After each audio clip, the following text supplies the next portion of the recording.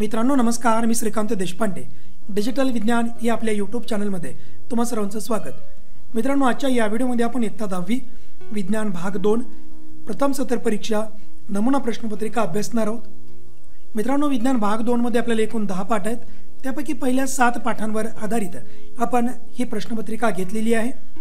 येणाऱ्या बोर्ड परीक्षेच्या दृष्टीने सर्व महत्त्वाचे प्रश्न आपण निवडलेले आहेत. या सर्व प्रश्नांची उत्तरे घेत असताना येणाऱ्या बोर्ड परीक्षेमध्ये जास्तीत जास्त गुण कशा प्रकारे मिळवावेत, उत्तर कशा प्रकारे लिहावेत जेणेकरून आपल्याला जास्त मार्क्स मिळतील याविषयी आपण माहिती घेणार आहोत.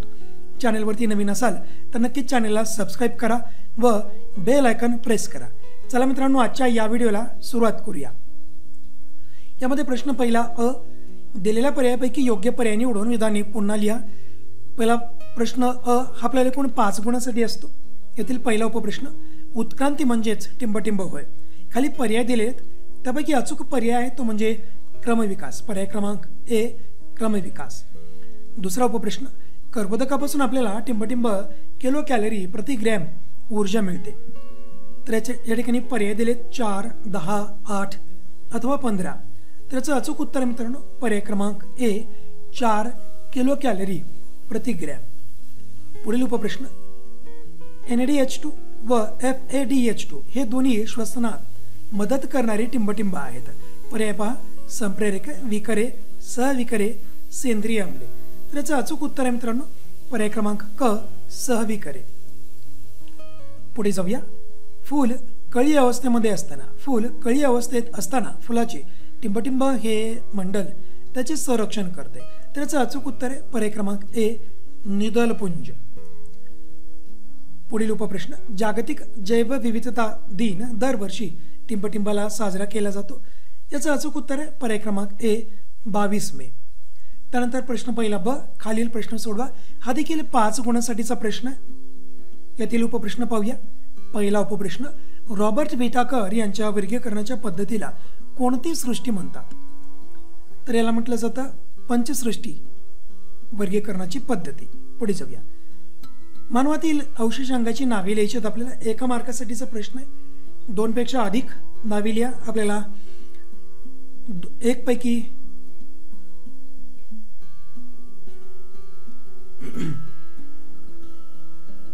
त्यानंतर जाऊया पुढील उपप्रश्नाकडे. मानवातील अवशेषांगाची नावे लिहा. हा 1 गुणासाठी विचारलेला प्रश्न आहे. त्यामुळे आपल्याला 2 पेक्षा अधिक अवशेषांगाची नावे लिहायची आहेत. प्रत्येकी एका अचूक उत्तराला आपल्याला अर्धा गुण भेटेल. त्यानुसार नावे लिहूया आपण. माकडहाड, अक्कलदाडा, अंगावरील केस इत्यादी. त्यानंतर तिसरा उपप्रश्न, सहसंबंध ओळखा. हायड्रा, मुकुलाइन, आमिबा. त्याचं योग्य उत्तर आहे विभाजन. पुढे जाऊया. पुढील विधान चूक की बरोबर ते लिहा. माणूस हा पृष्ठवंशीय प्राणी आहे. तर विधान पूर्णपणे बरोबर आहे मित्रांनो. पुढील उपप्रश्न, पुढील गटात वेगळा घटक ओळखा. घटक काय दिलेत पहा. बटाटे, मुळा, गाजर, रताळे. तर यामधील वेगळा घटक आहे तो म्हणजे बटाटे. कारण बाकी सर्व मूळवर्गीय वनस्पती आहेत. फक्त बटाटा हा काय असेल त्या वनस्पतीचा खोड आहे आणि बाकी सर्व मूळ आहेत. त्यामुळे वेगळा घटक काय येईल बटाटा. पुढे जाऊया. प्रश्न क्रमांक 2 अ, यामध्ये आपल्याला केवळ शास्त्रीय कारणे लिहा अशाच प्रकारचा प्रश्न येतो. एकूण 4 गुणांसाठीचा प्रश्न. यामध्ये विचारलेल्या 3 उपप्रश्नापैकी कोणते 2 लिहायचे. सर्वांसाठी आपण 3ही उपप्रश्नांची माहिती घेत आहोत. तर यामधील पहिला शास्त्रीय कारण लिहा. त्याचा प्रश्न पाहूया. विद्युत निर्मिती प्रकारानुसार टर्बाईनचा आराखडा हा वेगवेगळा असतो. तर याचं अचूक उत्तर पहा. हा 2 गुणांसाठीचा प्रश्न. या ठिकाणी आपल्याला 2 अचूक मुद्दे लिहायचे. त्यामधील पहिला मुद्दा पहा.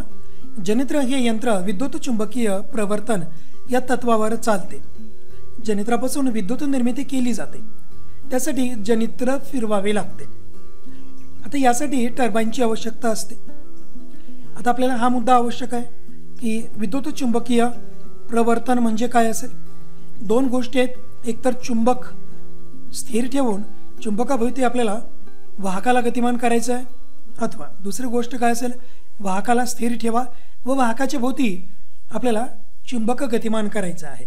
दोन्ही अवस्थेमध्ये काय होईल, त्या वाहकामध्ये एक प्रकारचं विभवांतर निर्माण होईल, विद्युतधारा निर्माण होईल आणि त्या विद्युतधारेलाच काय म्हणायचं, प्रवर्तित विद्युतधारा. तर या तत्वावर आपलं हे जनित्र काम करत असतं. दुसरा मुद्दा पहा, टर्बाईन फिरवण्यासाठी निरनिराळे ऊर्जा स्रोत वापरण्यात येतात. विद्युत निर्मिती केंद्रानुसार टर्बाईन फिरवण्यासाठी त्या प्रकारचा ऊर्जा स्रोत वापरला जातो. म्हणून प्रत्येक विद्युत निर्मिती केंद्रानुसार वापरला जाणाऱ्या टर्बाईनचा आराखडाही वेगवेगळा असतो. आता या ठिकाणी काय सांगितले, विद्युत निर्मिती केंद्र बदललं की त्याचं ऊर्जा स्रोत देखील बदलत असतं. उदाहरणार्थ औष्णिक ऊर्जा विद्युत निर्मिती केंद्रामध्ये आपण दगडी कोळसा वापरत असतो. त्यानंतर जलविद्युत केंद्रामध्ये आपण वाहत्या पाण्याची साठवण, त्या वाहत्या पाण्यातील गतीज ऊर्जेचं रूपांतर आपण स्थितीज ऊर्जेमध्ये करत असतो.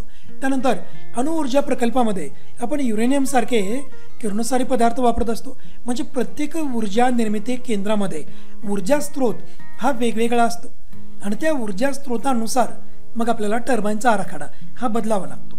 पुढे जाऊया. खूप व्यायाम केल्यावर आपल्याला थकल्यासारखे वाटते. हा प्रश्न अतिशय महत्त्वाचा मित्रांनो. यावर वारंवार हा प्रश्न आपल्याला बोर्ड परीक्षेमध्ये विचारलेला आहे. तर याचा पहिला मुद्दा पहा, आपण जास्त व्यायाम करतो तेव्हा आपल्याला ऑक्सिजनची कमतरता भासते. अशा वेळी आपले स्नायू व मांसपेशी विनॉक्सी श्वसन करतात. प्रश्न असा आहे की आपण व्यायाम अथवा कष्टाची कामं करत असताना आपल्याला ऑक्सिजनची कमतरता का भासावी? कारण आपण व्यायाम करत असताना किंवा कष्टाची कामं करत असताना आपली ऊर्जा ही अधिक खर्च होते आणि शरीरामध्ये ऊर्जा निर्मिती करण्यासाठी ऑक्सिजनची गरज लागते. त्यामुळे आपल्याला आता कष्टाचं काम करत असताना अथवा व्यायाम करत असताना ऑक्सिजनची कमतरता ही जाणवू शकते. त्यामुळे पुढे काय होतं बघा, शरीर आपलं विनॉक्सी श्वसन करतं. ठीक आहे. दुसरा मुद्दा पहा, विनॉक्सी श्वसन प्रक्रियेत लॅक्टिक आम्ल तयार होते. तसेच ATPचे रेणू देखील खूपच कमी प्रमाणात तयार होतात. त्यामुळे आपल्या शरीरात कमी ऊर्जा तयार होऊन लॅक्टिक आम्ल साठते. यामुळे आपल्याला थकल्यासारखे जाणवते. आता या ठिकाणी लॅक्टिक आम्लाची निर्मिती झाली आहे विनॉक्सी श्वसन करत असताना. विनॉक्सी श्वसन होत असताना एका ग्लुकोजच्या रेणूपासून केवळ 2 ATP निर्माण होतात. त्यामुळे या ठिकाणी ATPची निर्मिती कमी होते, म्हणजे ऊर्जा निर्मिती कमी होते. परंतु या प्रक्रियेमध्ये लॅक्टिक आम्ल देखील निर्माण होते आणि लॅक्टिक आम्ल जेव्हा आपल्या पेशीमध्ये शरीरामध्ये साठत जातं, या लॅक्टिक आम्लाच्या निर्मितीमुळेच आपल्याला थकल्यासारखे जाणवत असते. पुढे जाऊया.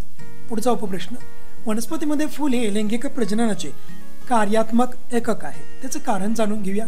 फुलामध्ये स्त्रीयुग्मक आणि पुयुग्मक तयार होतात. त्यासाठी फुलातही पुमंग आणि जायंग ही विशेष मंडळी असतात. आता यातील पुमंग म्हणजे पुल्लिंगी भाग असतो फुलाचा, जो की पुयुग्मक तयार करतं, आणि जायांग म्हणजे फुलाचा स्त्रीलिंगी भाग जो स्त्रीयुग्मक तयार करतं.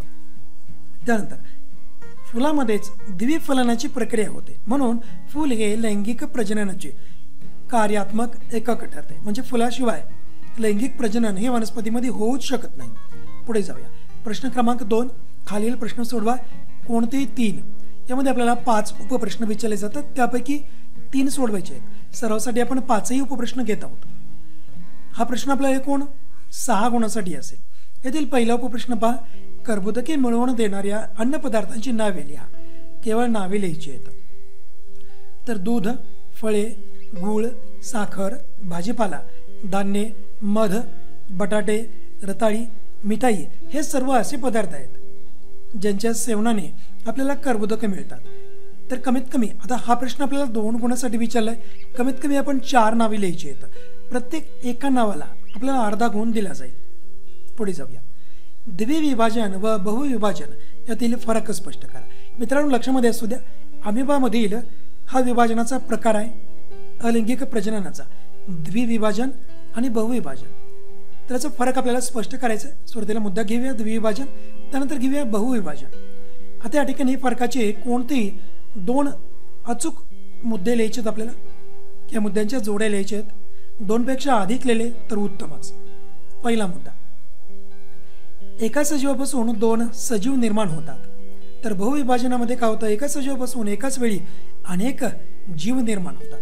पुढे सुरुवातीस पेशीद्रव्यांचे आणि केंद्रकांचे विभाजन होते, परंतु बहुविभाजनामध्ये अगोदर विभाजन केवळ केंद्रकाचे होते.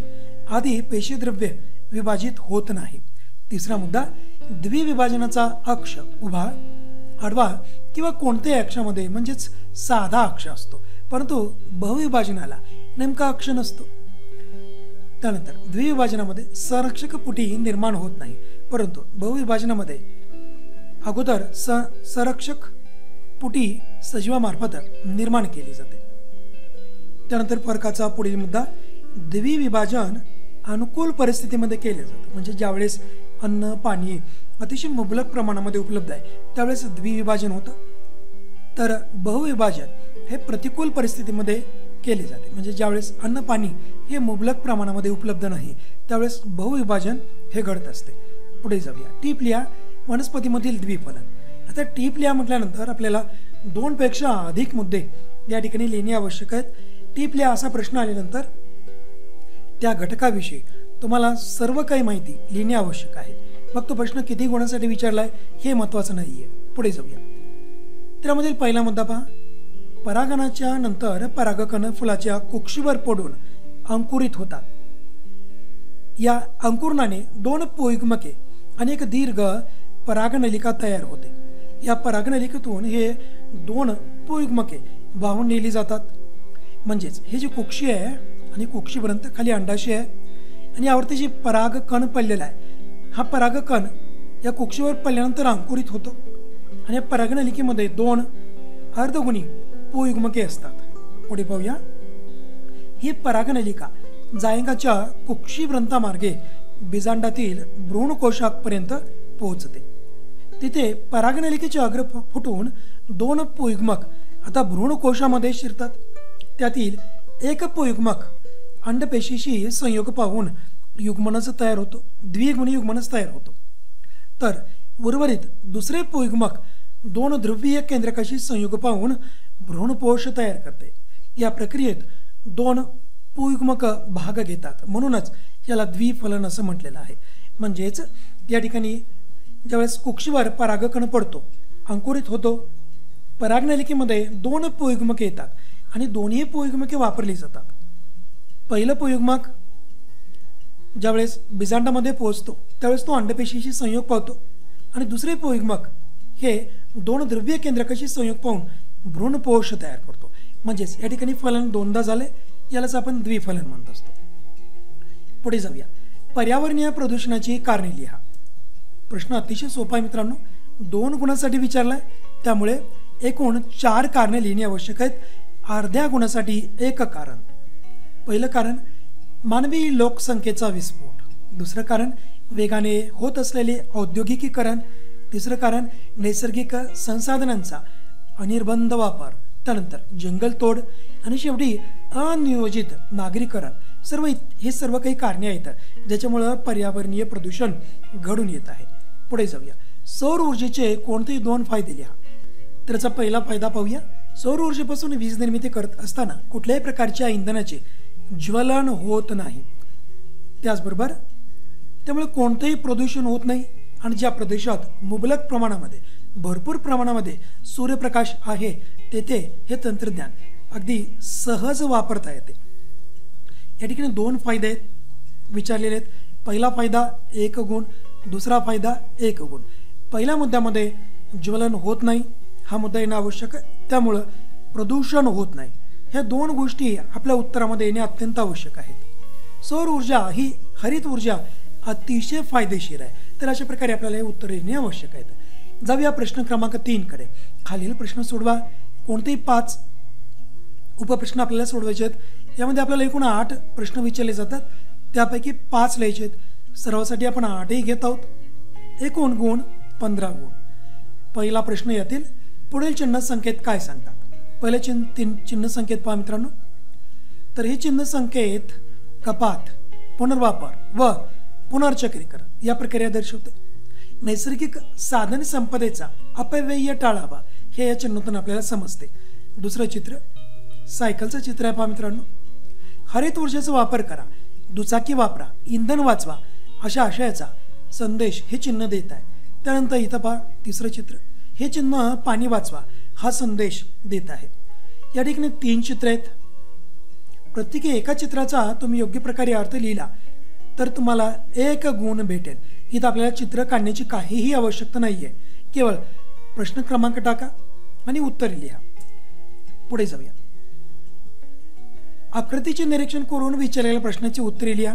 या ठिकाणी तुम्हाला प्रश्नपत्रिकेमध्ये आकृती दिली आहे, परत इथं आकृती काढण्याची आवश्यकता नाही आहे, केवळ आकृतीचं निरीक्षण करा। किती प्रश्न विचारलेत? 1 2 3 आणि या विचारलेल्या प्रश्नाची उत्तरे लिहा। पहिला प्रश्न पहा, वरील आकृती कशाची आहे? त्याचं उत्तर, ही आकृती आधुनिक भूमिभरण स्थळ याची आहे। दुसरा प्रश्न पहा, याचा वापर कशासाठी केला जातो? तर शहरात जमा होणारा विघटनशील कचऱ्याचे विघटन करण्यासाठी याचा वापर केला जातो। तिसरा उपप्रश्न, यात कोणता वायू तयार झाला आहे? तर यामध्ये निर्माण होणारा वायू आहे मिथेन, CH4 हा वायू या ठिकाणी निर्माण होतो। तर तिन्ही प्रश्नाची उत्तरे द्या। प्रत्येक प्रश्नाचं अचूक उत्तर दिल्यानंतर तुम्हाला प्रत्येकी 1 गुण, अशा प्रकारे 3 गुण मिळतील। पुढे जाऊया। मानवी स्त्री प्रजनन संस्थेची आकृती काढून विविध भागांना नावे द्या। इथं केवळ आकृती काढून भागांना नावे द्यायची आहेत। चला, तर अशा प्रकारची आपण ही आकृती काढलेली आहे। या ठिकाणी अंडनलिका, अंडाशय, गर्भाशय, योनी, कमीत कमी 4 नावांचा समावेश ठेवा मित्रांनो। पुढे जाऊया। उत्क्रांतीच्या सिद्धांतास पुष्टी देणारे कोणते 3 पुरावे स्पष्ट करा। 3 पुरावे लिहा।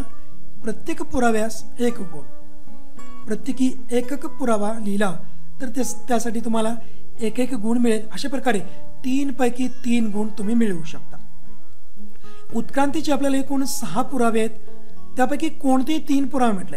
बऱ्याच वेळेस प्रश्नामध्येच आपल्याला ते 3 पुरावे विचारतात, मग अशा वेळेस आपल्याला जे विचारलेले पुरावे आहेत तेच उत्तरामध्ये घेणं अत्यंत आवश्यक आहे। परंतु या ठिकाणी 6 पैकी कोणते 3 पुरावे आपल्याला लिहायचे आहेत?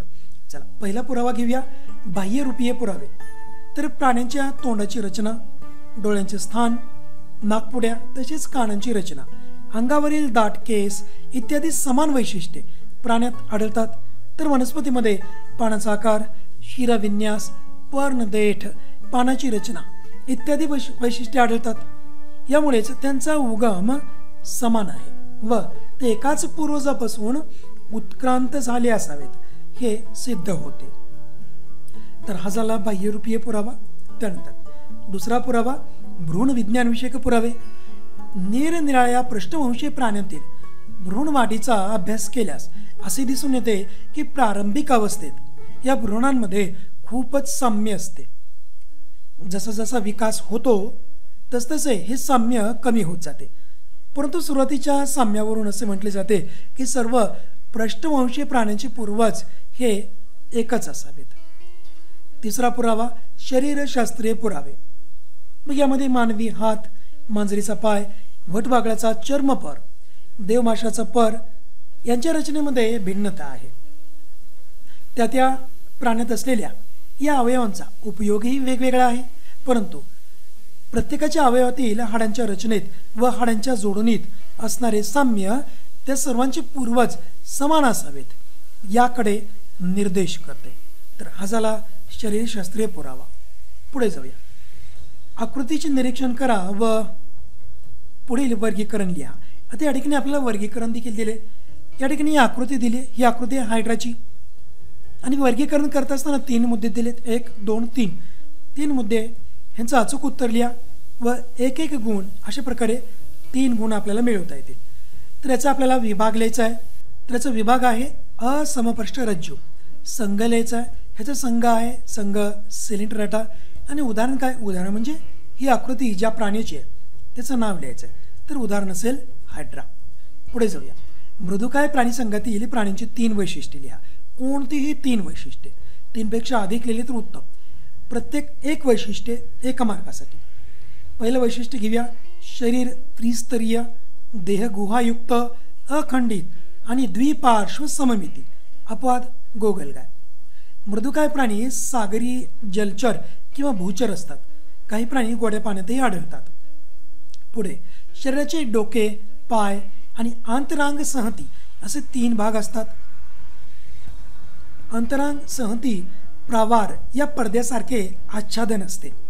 हे प्रावार संरक्षक कवच तयार करते। कवच कठीण आणि कॅल्शियम कार्बोनेट पासून बनलेले असते।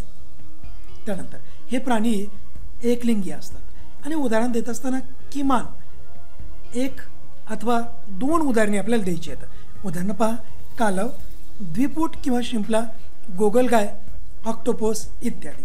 पुढे जाऊया. उपप्रश्न क्रमांक 7. खालील आकृतीचे निरीक्षण करून प्रश्नांची उत्तरे लिहा. ठीक आहे, ही आकृती दिली मित्रांनो. चला, काय प्रश्न दिलेत? वरील आकृतीमधील कवकाचे नाव लिहा. तर या आकृतीमध्ये कवक आहे, आपल्या पुस्तकामध्ये ही आकृती आहे मित्रांनो. तर या कवकाचं नाव लिहायचं आहे. तर याचं नाव आहे ॲस्परजिलस नायगर. ठीक आहे, पुढचा प्रश्न पाहूया. या कवकांचा स्रोत कोणता? ठीक आहे, म्हणजे हे कवक कोणत्या अन्नपदार्थावर वाढते?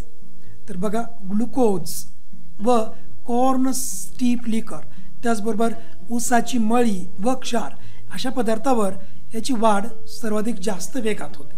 पुढे, व्यावसायिक उत्पादनात वापरण्यात येणाऱ्या कोणत्या सेंद्रिय आम्लासाठी हे सूक्ष्मजीव उपयुक्त आहे?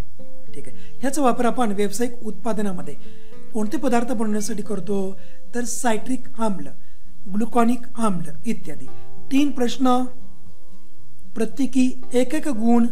अशा प्रकारे आपल्याला एकूण 3 गुण मिळतील. पुढे शेवटचा प्रश्न आपल्या प्रश्नपत्रिकेमधील प्रश्न क्रमांक 4. खालीलपैकी कोणत्या एका प्रश्नाचे उत्तर लिहा. इथं 2 उपप्रश्न विचारले जातात, त्यापैकी एकाचं उत्तर लिहायचं आहे. सरावासाठी आपण दोन्हीचे उत्तर घेऊया. हा प्रश्न आपल्याला एकूण 5 गुणांसाठी अत्यंत महत्त्वाचा प्रश्न आहे. ठीक आहे, यातील पहिला उपप्रश्न, जैवविविधतेचे संवर्धन करण्यासाठी काय करता येईल? प्रश्न किती मार्कांसाठी विचारला? 5. किमान 5 मुद्दे लिहायचे आहेत. ठीक आहे, एखादा मुद्दा एक्स्ट्रा लिहा मित्रांनो. किमान 6 मुद्दे लिहायचे आहेत. ठीक आहे, पाहूया. पहिला मुद्दा, दुर्मिळ जातींच्या सजीवांचे संरक्षण करणे. त्यानंतर राष्ट्रीय उद्याने व अभयारण्ये यांची निर्मिती करणे. त्यानंतर काही क्षेत्र राखीव जैव विभाग म्हणून घोषित करणे.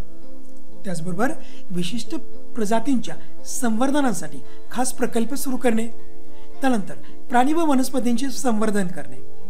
यासोबतच पर्यावरण विषयक कायद्यांचे पालन करणे आणि पारंपरिक ज्ञानाची नोंद करून ठेवणे. तर अशा प्रकारचे आपण हे जैव विविधतेचे संवर्धन करण्यासाठी हे उपाय आपण करू शकतो. पुढे जाऊया.